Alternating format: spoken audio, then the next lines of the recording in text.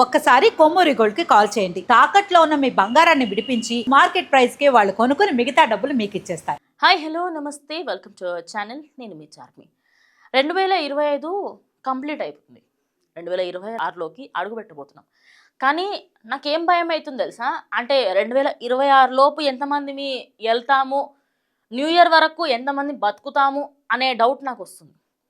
మొన్న కర్నూలు, దాని తర్వాత మేడిపల్లి, దాని తర్వాత బెంగళూరు, ఇప్పుడు జపాన్.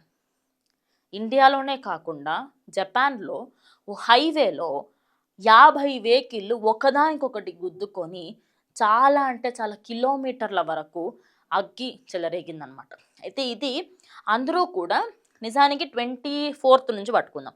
24th, 25th, 26, 27, 28, 29, 30. ఇప్పుడు మొన్నటి వరకు క్రిస్మస్ ఉండే, అందరూ ఏంటంటే క్రిస్మస్ హాలిడేస్కి ఎంజాయ్ చేస్తున్నారు.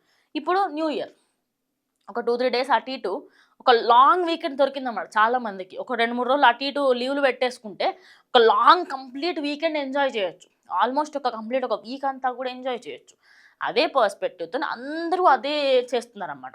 ఇప్పుడు న్యూ ఇయర్ దగ్గరకు వస్తూ ఉన్న సమయంలో జపాన్లో చాలామంది ట్రావెల్కి వెళ్తూ ఉంటారు. అదేవిధంగా పక్క రాష్ట్రాలకు వెళ్ళడం కానివ్వండి, లేకుంటే అక్కడే ఏదన్నా ఎగ్జిబిషన్ అవుతుంటే అక్కడికి వెళ్ళడం, ఇలా చేస్తూ ఉంటారు. ఇంకోటి ఏంటంటే మనలాగా ఓ 2 రోజుల్లో 3 రోజులు ట్రిప్ అలా పెట్టుకో, కంప్లీట్ ఉంటుంది వాళ్ళకి. ఓ 1 మంత్ పాటు కంప్లీట్గా లీవ్ తీసేసుకొని ప్రశాంతంగా వచ్చి ప్రతి ఒక్క ప్లేస్ని క్లియర్గా చూసి, అబ్బా ఇది మంచిగా ఉన్నది, ఇది మంచిగా అని చెప్పేసి అన్నీ చూస్తారు వాళ్ళు.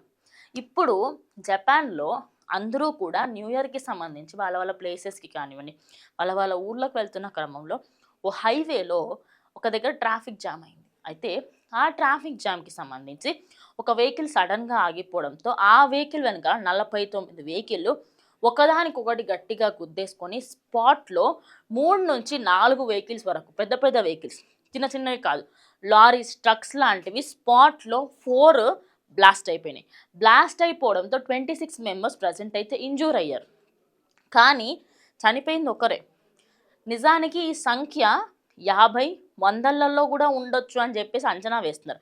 ఎందుకంటే వెనకాల ఎవరెవరైతే గుద్దుకున్నారో వాళ్ళందరికీ సంబంధించి కూడా చాలామంది గాయాలయ్యాయి. కొంతమందికి అయితే సీరియస్ క్రిటికల్ సిచ్యువేషన్లో ఉన్నారు. అంటే ఈ 50 వెహికల్స్లలో ఎవరెవరైతే ఉన్నారో వాళ్ళందరికీ సంబంధించి అందరూ కూడా ఒక హ్యాపీగా ఒక న్యూ ఇయర్ ఎండ్ చేద్దాము, ఒక న్యూ ఇయర్ స్టార్ట్ చేద్దాము, ఒక కొత్త సంవత్సరాన్ని వెల్కమ్ చెప్దాము అనుకొని ఒక దగ్గరికి వెళ్తున్న క్రమంలో జరిగిన ఈ యాక్సిడెంట్స్ చూస్తుంటే అసలు ఈ ఇయర్ ఏం చెయ్యాలి, అసలు ఈ ఇయర్ని ఎండ్ అయ్యేలోపు మనమన్నా ఉంటామా లేదా అన్న డౌట్ చాలా మందిలో రేగెత్తుంది. మరి ఇప్పుడు నిజానికి నేను ఒక్క విషయం మాత్రం చెప్పగలుగుతాను, బెటర్ ఈ న్యూ ఇయర్ ట్రావెల్ చేయకండి. ఇంట్లో కూర్చోండి, కేక్లో ఆర్డర్ పెట్టుకోండి, కావాలంటే మందు తీసేసుకొని కూర్చొని, తెలంగాణ వాళ్ళం కాబట్టి ఓ మందు బాటలు పెట్టుకొని కూర్చొని తాగుర్రి. ఇదైతే ది బెస్ట్ సజెషన్ అని చెప్తా. బికాస్ బయటకు వెళ్ళి అక్కడ ఏమైతే టెన్షన్తో బతికే కంటే this is the best option. So మరి జపాన్లో ఇలా జరగడం చాలా దారుణం అనే చెప్పాలి. మరి ఈ సంఘటనకు సంబంధించి ఎంతమందికి ఏమైంది ఏంటని ఇంకొద్ది సేపట్లో కానివ్వండి, రేపటికల్లా కంప్లీట్ డీటెయిల్స్ బయటకు వస్తాయి. సో ఇది వాళ్ళ వీడియో. ఇంకో వీడియోతో మళ్ళీ కలుస్తాం. కీప్ వాచింగ్ మనం టీవీ.